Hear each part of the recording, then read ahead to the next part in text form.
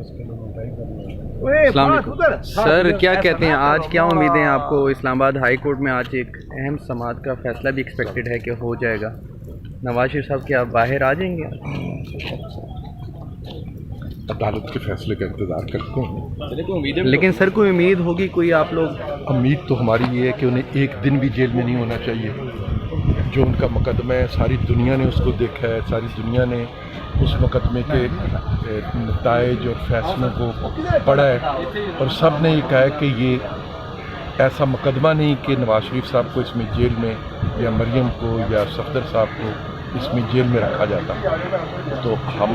تو جو جیل میں رکھے گئے دن ہیں وہ ہم سمجھتے ہیں کہ ہمارے ساتھ ناانصافی ہے. نواز شریف صاحب کے ساتھ، مریم کے ساتھ، صفدر کے ساتھ ناانصافی ہے.